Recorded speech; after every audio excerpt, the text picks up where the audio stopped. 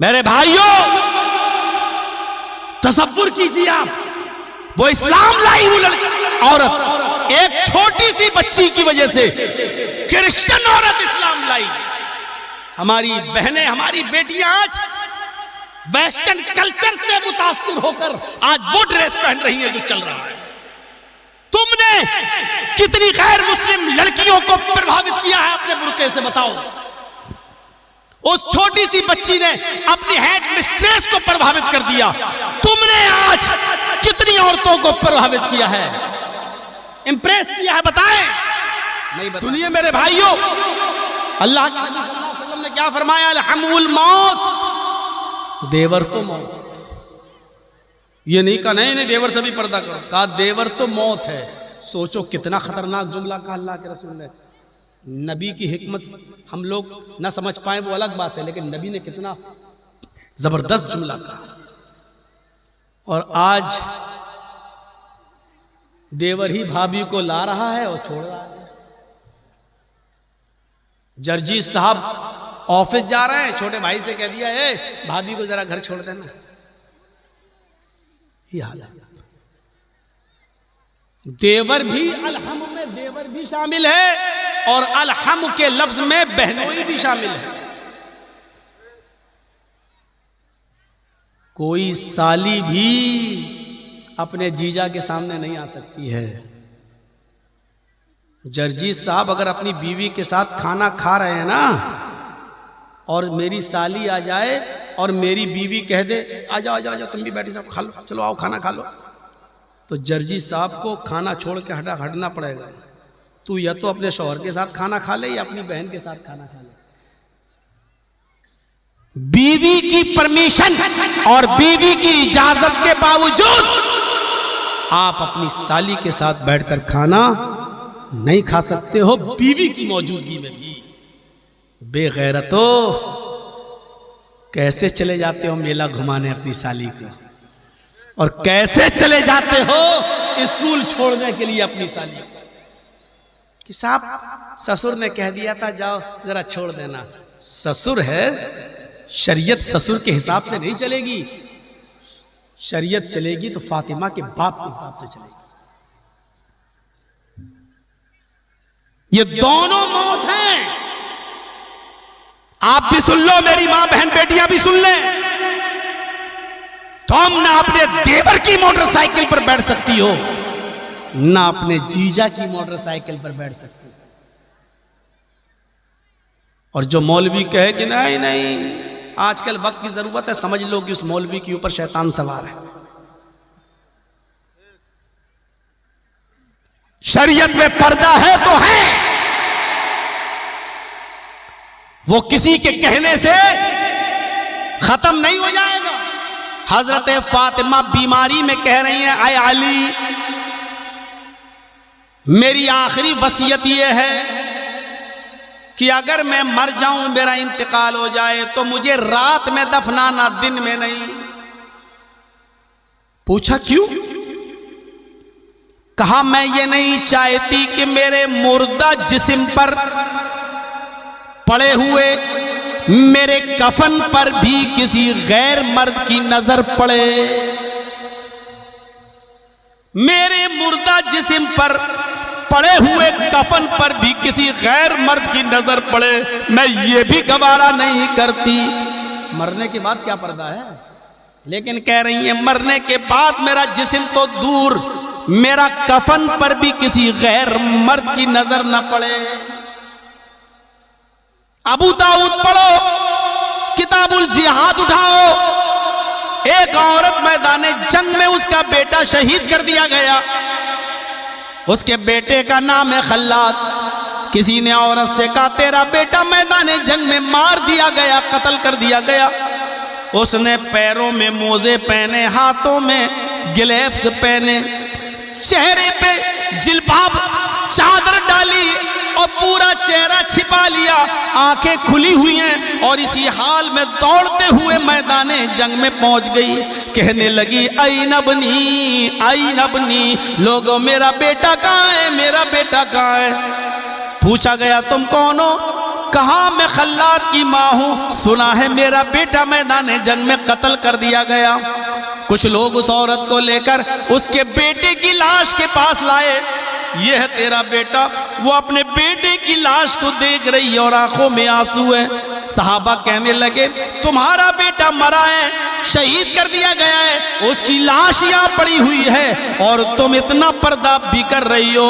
अपने बेटे की मौत की खबर सुनकर औरतें तो पागल हो जाती हैं, वो बाल नोचने लगती हैं, गरीबान चाक करने लगती हैं, वो अपने बाल नोचने लगती हैं, वो अपना आपा खो बैठती हैं। और तुम इस हाल में भी अपने बेटे को ऐसे देख रही हो, तुम्हारा चेहरा छिपा है, तुम्हारे गाल छिपे हैं, तुम्हारा हाथ छिपा है, तुम्हारा पैर छिपा है, इस हाल में भी तुम अपने बेटे को ऐसे देख रही हो। उसने कहा अरे मोहम्मद के साथियों, तुम लोग यहाँ मौजूद हो, मैं चेहरा खोलकर अपने बेटे को कैसे देखूं? मरने के बाद अपने होठों से अपने बेटे के गाल, उसकी पेशानी को कैसे चूमूं? तुम लोग यहाँ मौजूद हो, तुम लोग यहाँ मौजूद हो, मैं अपने बेटे को देखूं तो कैसे देखूं? कहा इस हाल में भी तुम्हें पर्दे का इतना ख्याल है? कहने लगी ओ लोगो इन उर्ज़बनी लनुर्ज़ हयाई, आए मेरे मोहम्मद के साथियों, मैदान जंग में मैंने अपना बेटा खोया है, अपना पर्दा नहीं खोया। मैदान जंग में मैंने अपना बेटा खोया है, अपनी हया नहीं खोई, अपनी शर्म नहीं खोई। मैदान जंग में मेरे बेटे का जनाजा उठा, मेरी हया और मेरे पर्दे का जनाजा नहीं उठा। इस हाल में भी वो अपने बेटे को इस कंडीशन में देख रही है। ये थी वो जमाने की औरतें जो इतना पर्दा करती थी। आज हमारा पर्दा गया तो कहां गया? और पर्दा कौन से धर्म में नहीं है? ये हिजाब पर जितने भी डिबेट करते हैं करते रहो, धार्मिक डिबेट करो तो हिंदू और सिख और ईसाई और मुसलमान सबको लाकर बिठाओ, कोई ऐसा धर्म नहीं जो पर्दे की तालीम न देता हो। तुम तो मौजूदा दौर के जमाने से के हिसाब से बात करते हो, धर्म के हिसाब से बात करो तो दुनिया में कोई धर्म ऐसा नहीं जो पर्दे की तालीम न देता हो। हिंदू धर्म में तो इतना पर्दा है कि वाल्मीकि जी की रामायण पढ़ोगे तो आपको पता चलेगा कि जब रावण ने सीता का हरण किया और सीता को लेकर भागा तो सीता जी इतनी चालाक थी, कहीं अपनी चप्पल फेंक दी, कहीं अपने हाथ का कड़ा फेंक दिया, कहीं ओढ़नी फेंक दी, कहीं कुछ फेंक दिया, ताकि लोग जब आए और देखें तो मेरा ये ड्रेस, मेरा कपड़ा, मेरी चप्पल देखकर इसी रास्ते पर आते चले जाएं और मुझे पालें।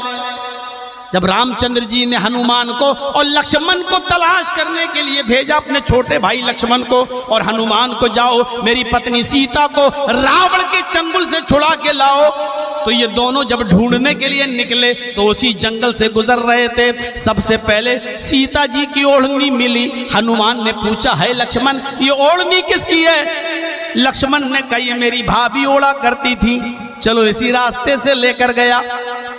आगे बढ़े, चप्पल मिली, कहा ये चप्पल किसकी है?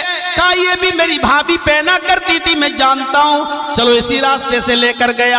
सारी चीजें लक्ष्मण ने पहचान ली। आगे बढ़ते गए, लास्ट में नाक में पहनने वाली नथुनी मिली, नाक में जो नथुनी पहनी जाती है वो नथुनी मिली। हनुमान ने वो नथुनी ली और कहा हाय लक्ष्मण ये नथुनी किसकी है? क्या ये भी तुम्हारी भाभी सीता की है? लक्ष्मण ने उस नथुनी को देखा, कहा ये नथुनी मैं नहीं पहचान पा रहा हूं, ये नथुनी किसकी है? हनुमान ने कहा चप्पल पहचान ली, दुपट्टा पहचान लिया, चूड़ी पहचान ली, कड़ा पहचान लिया, सारी चीजें पहचान ली, ये नथुनी नहीं पहचान पाए, क्यों? लक्ष्मण ने कहा हनुमान ये नथुनी मेरी भाभी सीता अपने नाक में पहनती होंगी, ये नथुनी सीता जी अपने नाक में पहनती होंगी, और मैंने आज तक अपनी भाभी का चेहरा नहीं देखा, वो मेरे भाई की पत्नी है राम की, मैं कौन होता हूं अपनी भाभी का चेहरा देखने वाला? मैंने आज तक अपनी भाभी का चेहरा नहीं देखा, इसलिए मैं नथुनी नहीं पहचान पाया। मेरे भाइयों, हिंदू धर्म में भी सीता जी राम के छोटे भाई लक्ष्मण के सामने नहीं आई और लक्ष्मण ने भी अपनी भाभी सीता जी का कभी चेहरा नहीं देखा। ये अंजना ओम कश्यप और चित्रा त्रिपाठी जैसी औरतें जो मेरे ऊपर डिबेट करती हैं और मुझे लाइव चैनलों पर लाके रुस्वा करती हैं और कहती है ममता का दलाल है ये मौलवी, ये अपने चैनलों पर बोल रही हैं आधा आधा किलो क्रीम और मेकअप चुपड़ कर ये आती हैं और हिजाब और बुर्के और पर्दे पर डिबेट करती हैं। अरे धर्म के आधार पर डिबेट करो और अपने किसी पंडित से पूछो कि मौलवी जर्जीस ने जो ये पढ़ा है, ये बताया, ये तेरी किताब में लिखा है या नहीं लिखा है। हमें मालूम है। एक लड़की हमारे पास बड़े बेहुदा कपड़े पहन के आई थी बंबई में सामने। मैंने कहा सिस्टर कपड़े थोड़ा सही पहना करो। कहती हूँ व्हाट इज प्रॉब्लम, इंग्लिश में ऐसे करके व्हाट इज प्रॉब्लम। मैंने कहा मैडम प्रॉब्लम तुम्हें नहीं है, देखने वालों को होती है। आप सही से कपड़े पहने। कहने लगी आप जैसे मौलवी, आपने रामायण पढ़ी, गीता पढ़ी, कल ऐसा लग रहा था कि आप मॉडर्न जमाने के मौलाना होंगे, आपसे हम कुछ बातें पूछेंगे और आप हमारे ऊपर कीचड़ उछालना। मैंने कहा मैडम कपड़े सही पहन लीजिए सिस्टर, ये अच्छे नहीं लगते हैं आप।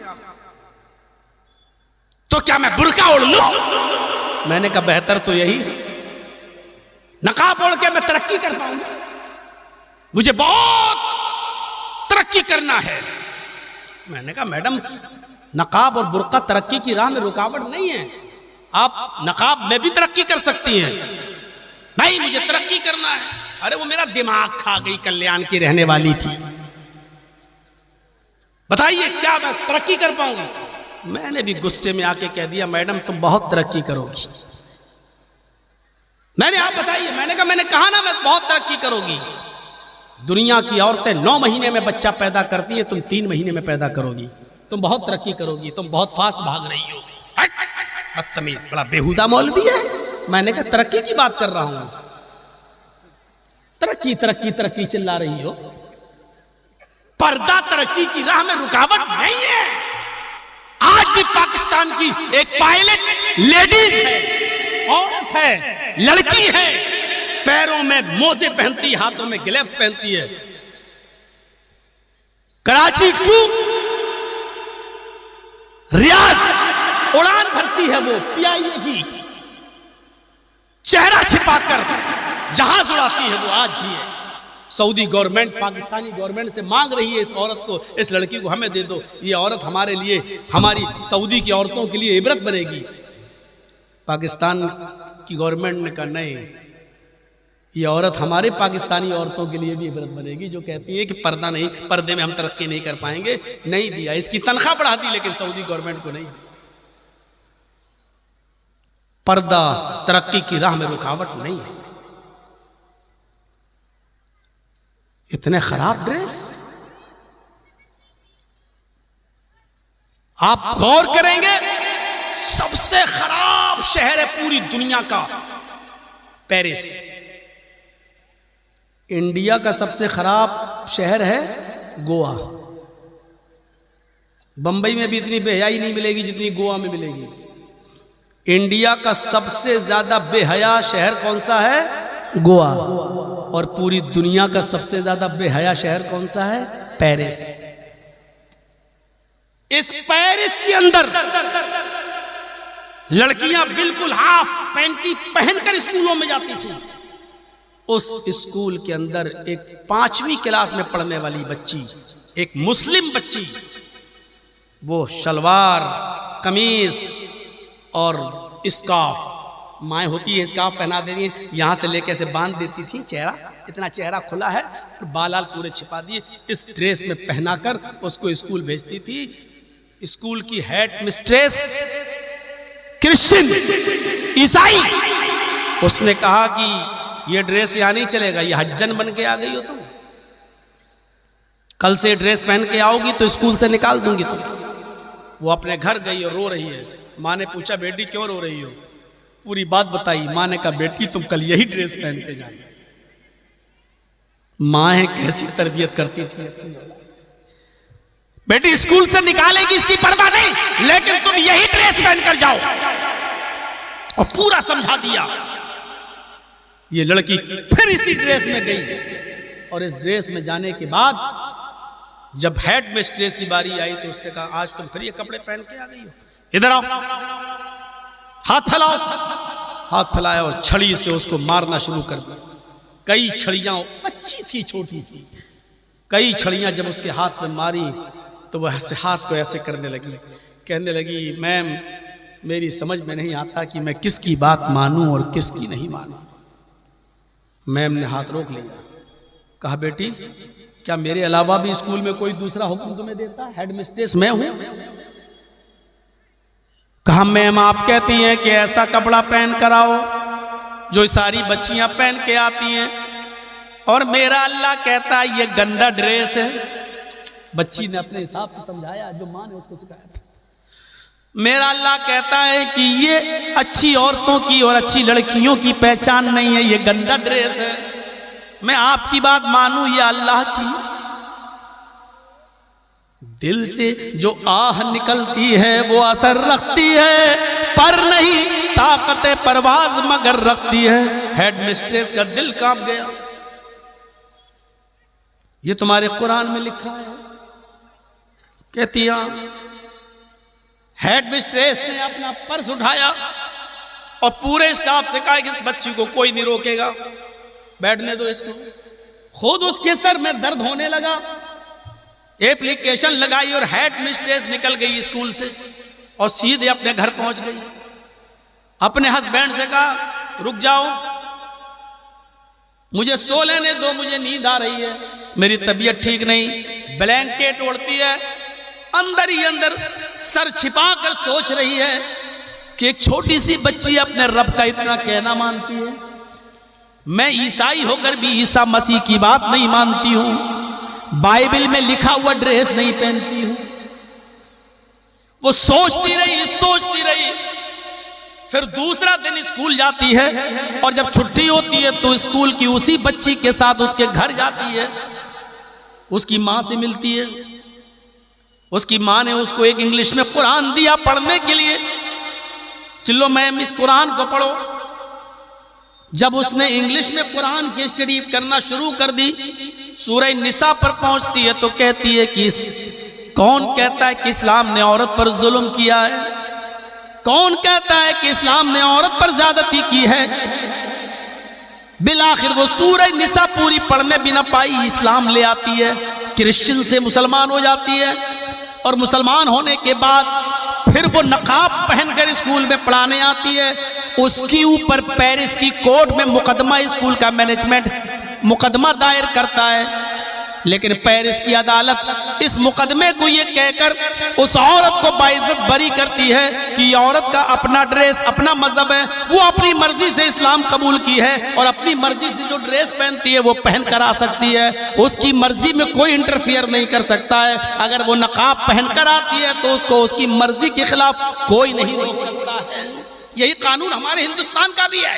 लेकिन ये बेचारे जो हड्डियों पे पलते हैं, जो हड्डियों पर पलते हैं, समझ रहे हैं ना, जो मीडिया वाले हड्डियों पर, जिसकी डाली हुई हड्डियों पे पलते हैं, उसका हक अदा करने के लिए ये हिजाब और ये बुर्के और नकाब का मुद्दा उठाते हैं। अगर ये नहीं उठाएंगे तो वो हड्डियां नहीं डाली जाएंगी।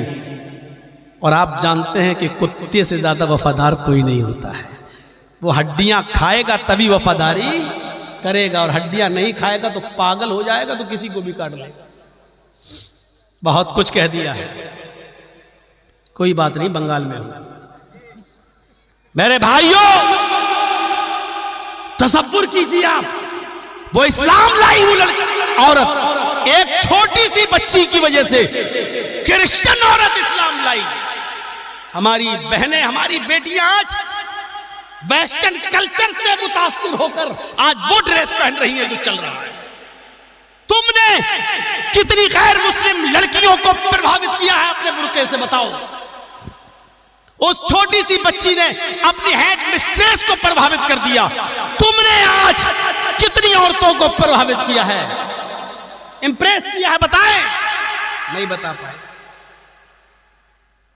तुम तो खुद वेस्टर्न कल्चर के माहौल में ढल गई हो औरत को इज्जत नहीं मिल रही है। 2 रुपए का साबुन भी अगर आप खरीदोगे तो जब तक उस साबुन पर आधी नंगी औरत का फोटो नहीं होगा, आधी नंगी लड़की का फोटो नहीं होगा, तब तक वो साबुन भी नहीं बिकेगा। ये औरत को इज्जत दी है तुमने, उसके जिस्म से कपड़े उतार दिए और कहते हो कि औरत को इज्जत दी।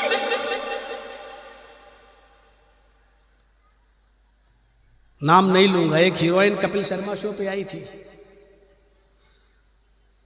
उस औरत से पूछा गया, उस हीरोइन से, आप तो बहुत ऊंची उड़ान उड़ गई हो, इतनी फेमस एक्ट्रेस हो गई हो, राज क्या है? तो उसने खुल के कहा कपिल शर्मा से, अरे छोड़ो यार, जाने दो। इस मकाम पर पहुंचने के लिए मुझे कितने लोगों के बिस्तर को गर्म करना पड़ा ये तुम क्या जानो।